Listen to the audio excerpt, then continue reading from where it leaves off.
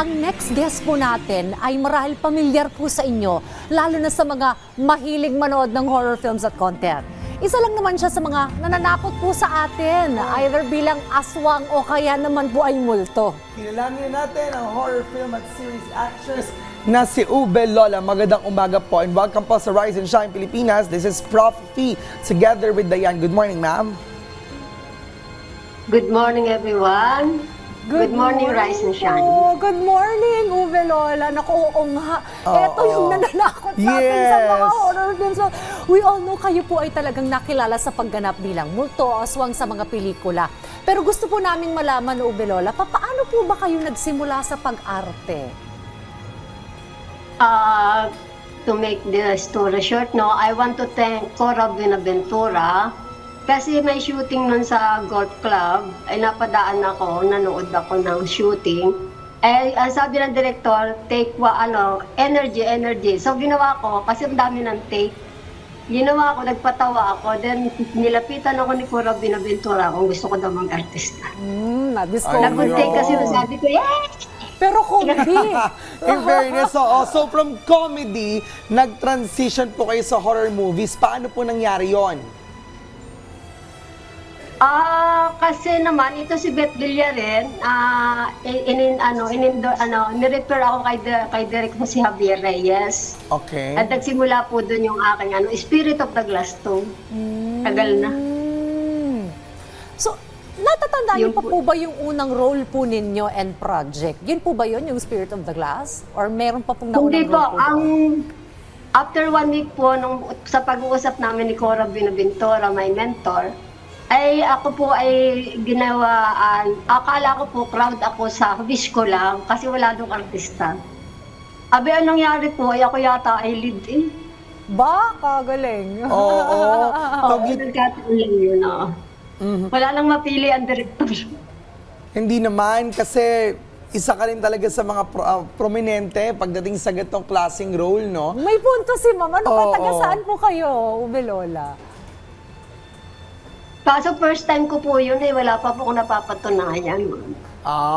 Ma'am, taga saan po kayo? I was born in Lucena City, residing here in Bacoor now. Taga Quezon si Ma'am. Well, isa rin sa Yes. mga kilala sa ganitong klaseng role ay si Lilia Contapay, di ba? At isa rin si Ma'am dito. Ano po ba ang pakiramdam na laging gumanap bilang multo o aswang sa mga pelikula? At paano niyo po inihahanda ang sarili niyo sa ganitong role? I just pray. I sing You Raise Me Up. Oh! At katulad din ng ibang roles na ginagawa ko, I always sing that song before I go to...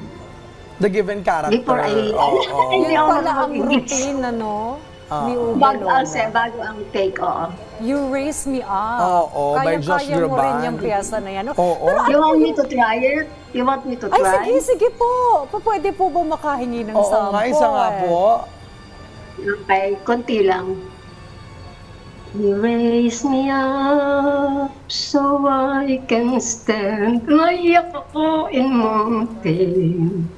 You raise me up to walk on stormy seas. Naku ma'am, baka lalo pa kayong maiyak. I am strong when I am on your shoulder. You raise me up Ang ganda to ng more than I can be. Ayun, Ang ganda nung pwede kanta. ko. Bakit po kayo medyo naluluha-luha, Ube Lola, nung iyo po itong kinakanta? Yes po, yes po. Bakit po? Ano po ang tumatakbo sa inyong isipan kapag kinakanta po ninyo ito? Kasi po hindi ko naman po akalain na magiging showbiz personality ako kahit ganito lang ang aking kanta. Yun po yung malaking pasasalamat ko. At hindi ko po naman magagawa yun without this, kasi hindi ko po sinadya na mapapasok sa showbiz. That's very Ayun. touching. Yun ay God's plan po. God's plan po yun. Kaya ako ay very grateful po. Sa bagay na parang if you're given a role, you are thankful na magkaroon ng ganitong klaseng role, no? Ako naman, nung Yes, kinanta ko yung po. Raise Me Up, ma'am, parang gusto ko na rin gumanap na multo. Oo. Tandem kayo. Kasi bigla ako na ni Ube pero iba Lola. naman ang message talaga ng kantang yun. Kaya lang sa akin, kapag binigyan ko ng interpretasyon yung kanta, parang, sige, ready na ako sa role na to. Parang May ganyan. pakpak. Oo, may pakpak na ako. You raise me up. Pero, ma'am, may mga pagkakataon bang nagkakaroon ng totoong kamabalaghan habang nag-shooting kayo ng horror film? Sir, bagaman at kailangan kang maging plastic, maging hindi po talaga ako natatakot kasi nga po God is with me. Wala po akong pakialam, hindi po ako nakakaranas ng kahit ano man. Takot sila sa akin. takot yung bad spirit sa akin. Ayun.